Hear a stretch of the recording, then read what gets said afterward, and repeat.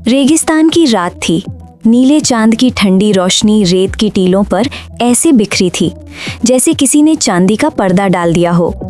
दूर कहीं से ऊँटों की घंटियां सुनाई दे रही थी और हवाएं रेत को इस तरह उड़ा रही थी जैसे कोई पुराना राज छिपाना चाहती हों। लेकिन उस सन्नाटे को तोड़ रही थी एक अजीब सी आवाज, ढैंचों, वो मेरा है, सब मेरा। रेगिस्तान के बीच एक गधा भाग रहा था।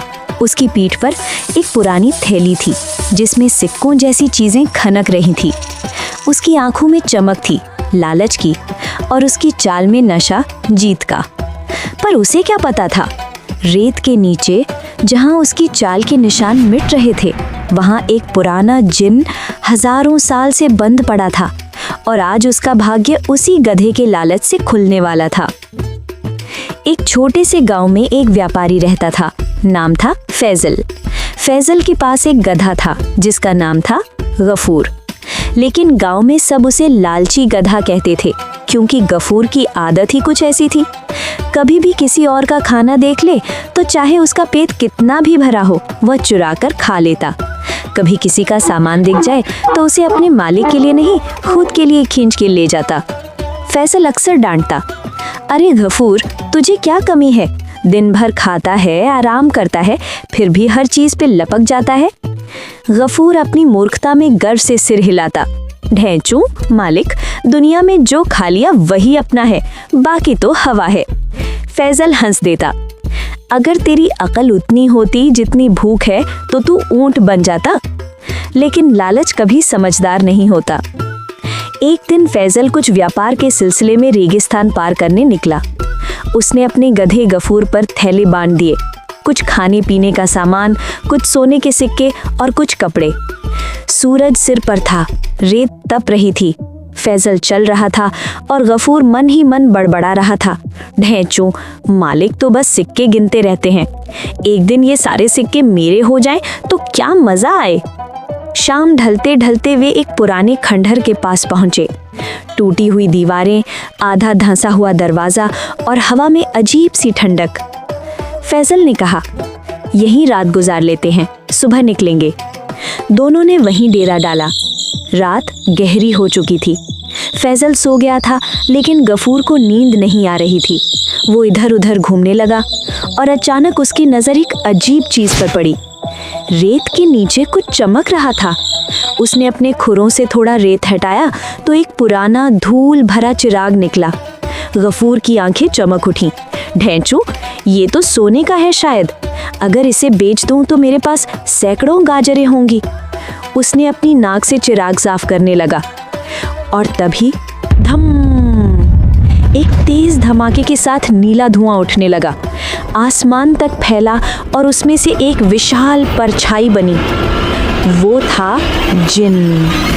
नीली चमक से भरा, आंखों में बिजली और आवाज गूंज जैसी। कौन है जिसने मेरे सोने को छुआ? गफूर कांप गया, लेकिन डर के साथ साथ उसके मन में जिज्ञासा भी थी। ढैंचू, वो मैं हूँ, लेकिन तुम कौन हो? जिन हंसा, मैं हूँ जिन जुल्करनैन, जो 1000 साल से इस चिराग में बंद था। तूने मुझे आजाद किया है, इसलिए तेरी 3 इच्छाएं पूरी होंगी। गफूर की आंखें फैल गई। 3 इच्छाएं? मतलब जो मांगू वो मिलेगा? जिन ने सिर झुकाया। हाँ, लेकिन सोच समझ कर मांग, हर इच्छा तेरे भाग्य को मोड़ देगी। गफूर ने बिना सोचे कहा, पहली इच्छा, मैं दुनिया का सबसे ताकतवर और सबसे अमीर गधा बनना चाहता हूँ। मेरे पास खाना, पैसा और नौकर हों। नीला धुआं उसके चारों ओर घूमने लगा। अचानक रेत चमकने लगी और गफूर ने खुद को एक भव्य महल में पाया।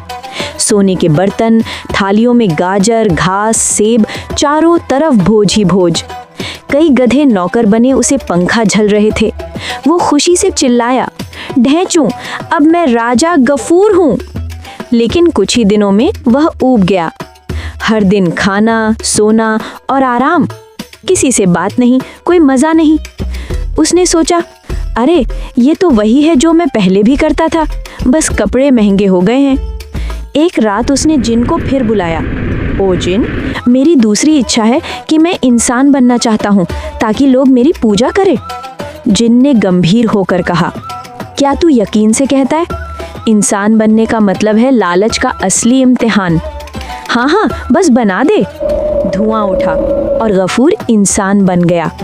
अब वो सेठ गफूर लाल था, कपड़ों में शाही, घर में नौकर, लेकिन लालच की आदत वही रही।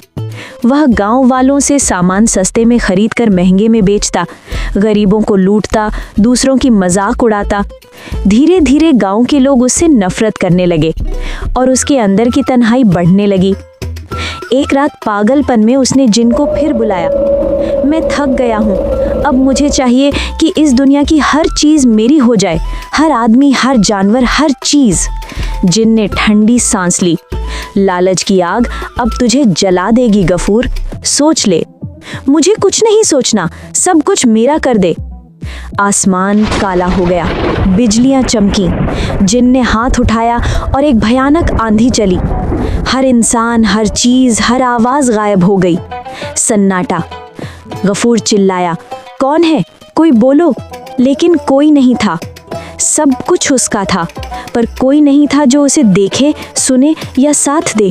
वो अकेला रह गया एक सुनसान दुनिया में। वो गिर पड़ा, रोने लगा। जिन, वापस ले जा सब, मुझे मेरा पुराना मालिक चाहिए, वो छोटा सा गांव, वो जिंदगी। जिन सामने आया, उसकी आंखों में नरमी थी।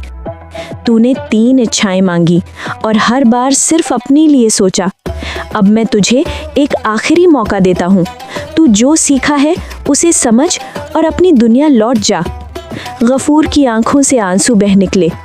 मुझे लालच नहीं चाहिए अब, बस सुकून चाहिए। नीला धुआं उठा और जब वो शांत हुआ, गफूर फिर से वही गधा बन चुका था फैजल के पास। सूरज की पहली किरण रेत पर पड़ी। फैजल बोला, अरे गफूर, कहाँ चला गया था? देख, तेरी मनपसंद गाजरें लाया हूँ। गफूर मुस्कुराया, ढेंचू, अब बस ये ही काफ़ी है। लालच हमें हमेशा और ज़्यादा मांगने पर मजबूर करता है, लेकिन असली सुख उसी में है जो हमारे पास पहले से है।